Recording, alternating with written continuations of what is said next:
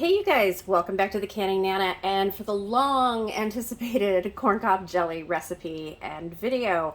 So this is going to be in a couple parts because it takes a while for me to do this and because I'm doing so many other things right now and I do not have editing capabilities yet. I am working on it.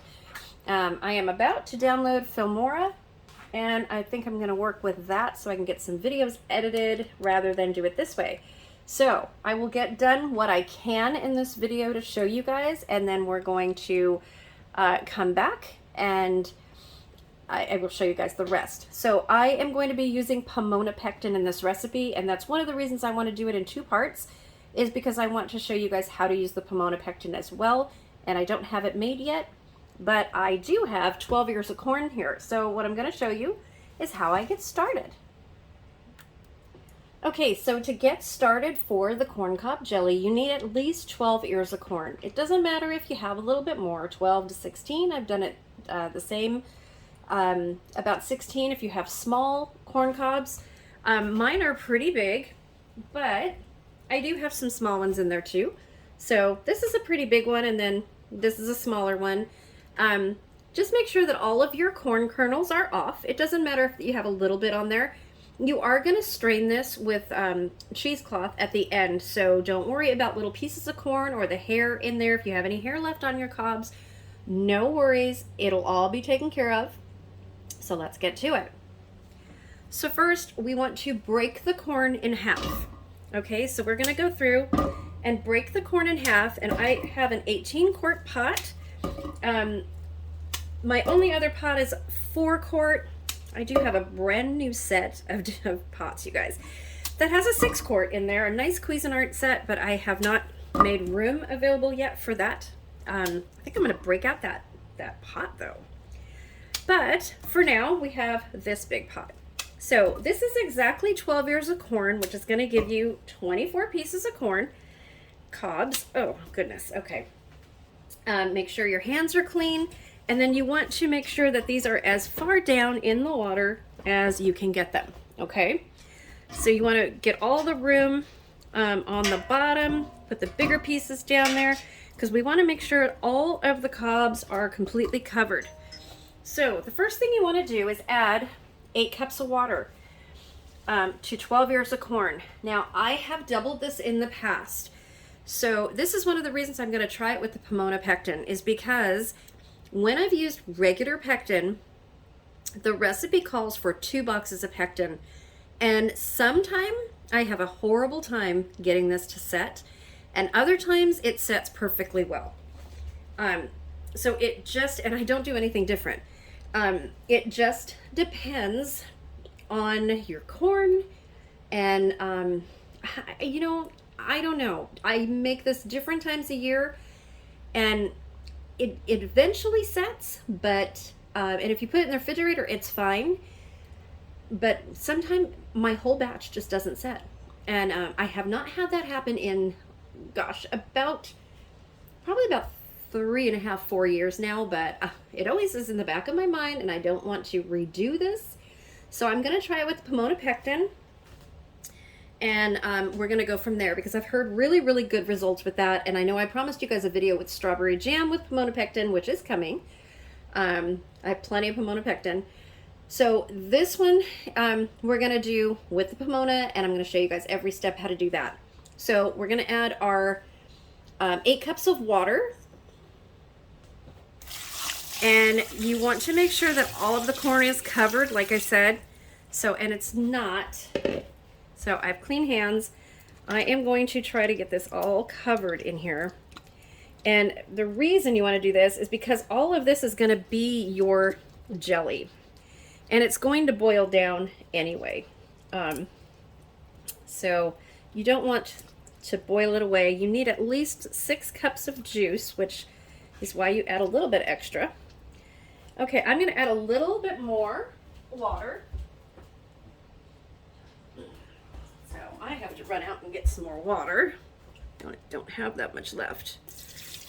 I use filtered water in all of my canning stuff. So, okay, that's pretty much covered. They're floating a little bit more. So I'm going to turn on the gas and I am going to boil this and then let it simmer for 40 minutes. Say 30 to 40 minutes. You want to extract all the juice from it. You want to make sure that that's all done. So the recipe that I use and that I've always used calls for 6 cups of sugar with 2 boxes of pectin. So because we're going to be using the Pomona pectin, I am going to start with 3 cups of sugar, and we're going to go from there because with the Pomona pectin, you don't even have to add any sugar. But with corn cob jelly, I would assume that you would want it to be a little bit sweet, although this corn is super sweet, you guys. It's really yummy. In fact, I'm making one for lunch. So, yeah, it's really, really good. And it's a bicolored corn, super sweet. I forgot what the farm told me it was, the name of it. It's not peaches and cream. I've had people ask me that. But it is a white and a yellow corn mixed, and it's both sweet, white, and yellow, and it's super sweet.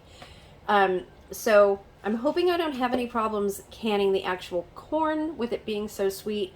I have used this before with no problems, so we'll see how it turns out. When the corn has a lot of sugar in it, sometimes you get a brown coloring to it, but I'm going to show you guys how to avoid all that. Hopefully, like I said, with this corn being really, really sweet, some of the sugars are going to come out, and hopefully it's not going to make it yellow. They should be perfectly fine. So we will see about that. We will make it fine, right? So in addition to having your sugar ready, if you're not using Pomona pectin, you need to use 2 boxes of pectin for each batch that you do. This does take a lot of pectin, and like I said, you don't want to skimp on this or anything. It's kind of like a double batch of jelly, and you want it to set because this is jelly. So just in case it doesn't set, let me tell you, if you like to make lemonade or limeade or things like that, if your jelly doesn't set, this is perfect. Or even if it does, you can use the corn cob jelly in this recipe. It's perfect as a natural corn syrup to flavor your drinks. So don't think that you failed if for some reason this doesn't set. I have under-processed this a little bit. Well, not under-processed, I shouldn't say that. This is water bath canned, so I can this for 10 minutes. And what I have done is put only 1 box of pectin so that it doesn't set, and I came across this completely by accident when it didn't set one batch. And one of my kids tried tasting it and putting it in lemonade, and it just tasted so good. It gives it a really unique flavor, but it sweetens it at the same time. It's just really, really good. Add some mint to that lemonade. Oh my goodness, you guys, so good. If you make any kind of watermelon juice or melon juice, this is really good in that as well. Like I said, if you use the jelly for something like that, you can use the jelly. Just add a couple teaspoons to your blender when you're making watermelon or melon juice or your celery juice or things like that. If you want it just a little bit sweet, this is perfect. So this jelly has so many uses, and I will go through that in my next video after it's done. I do want to show you the jars that I got for this. So I got these jars for gift giving for Christmas, but I'll show you. Okay, you guys, look at how cute. So these are my jars that some of this is going into. I'm going to do 1 batch in these jars, and I have 16 of these. So, and these are 4-ounce jelly jars or jam, whatever you want to use them for. So I thought yesterday, because so many people were saying that they've never tried corn cob jelly, which I get all the time. Corn cob jelly is one of the things that I used to sell locally along with my lemon curd. And whenever I make a batch, I still have a lot of customers for it. So it's a really good jam, and if you've never had it, which the majority have never had it, I want you guys to try it. So in my giveaway on Friday, I am going to be giving away 3 jars of my corn cob jelly. Okay, so in my giveaway on Friday, I'm going to be doing a live. You do need to be present to win. You have more chances to win by commenting on each video, and you're going to be given a word of the day. And if you have been with me for a while, you know that I started that back in July. And if you comment with that word of the day, and people get really creative using that word of the day, and I love reading your comments, you guys, because it's really cool.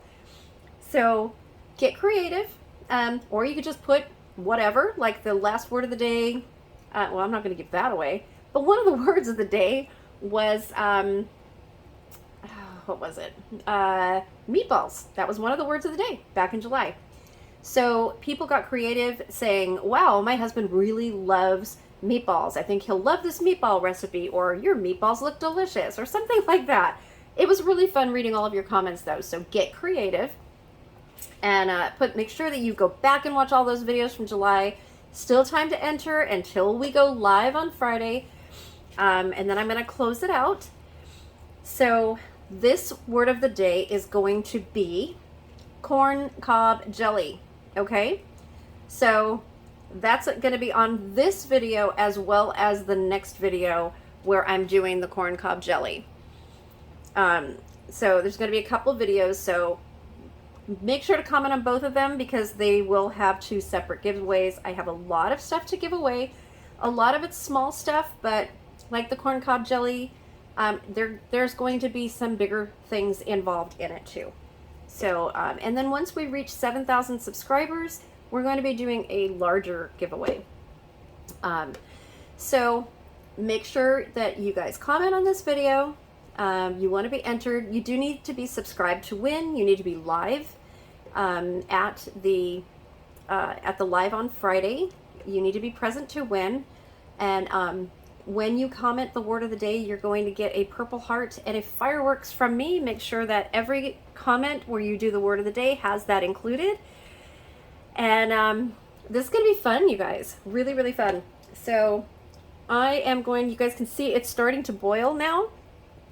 And we are going to let it come to a boil. And then I am going to reduce it and let it simmer for 30 to 40 minutes. Make sure that it's covered when you do this. And you don't want it to boil. You just want it to be on an easy simmer, kind of like what you see right now. Whoops, that's hot. Don't do that. So right now I have it on high and I'm going to be lowering it, but that's what you see right now is probably right about where you want to keep it after it boils. So let it come to a boil for about 30 seconds, 40 seconds, and then lower it down to a simmer and for about 30 to 40 minutes. And you're going to know that it's done by the color. The color will get a golden color. I like to call this liquid gold because there's so many uses for this stuff. It's amazing. So, and this is also a way to make corn stock. So if any of you are wanting to make a corn stock for your pantry, where you can flavor some rice or potatoes or add it to soups, this is a great way to utilize leftover corn cobs and not have them go bad. So of course you don't want to use corn cobs that people have eaten off of. You have to use corn cobs that you manually take the corn cobs off of the cobs after cooking. So these were all cooked for about 5 minutes, whole corn in this pot, like you saw in the last video, and then cooled. And then I removed all of the corn by using a knife. I do have a corn tool, and it was the first time I used it, and fail, epic fail. I will show you guys that in the next video what I used. It just didn't work.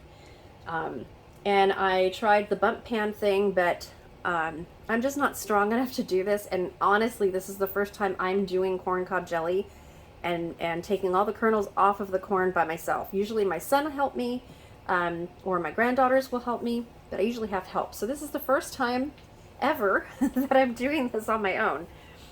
So bear with me a little bit because I'm not as strong as I used to be, especially right now, but I am feeling better and I'm back doing this. So yeah, we're gonna have a great time doing this stuff. So And we also have hatch chili peppers that we're going to be doing too. I'm going to be doing that in the air fryer in a roasting barrel. So stay tuned for that.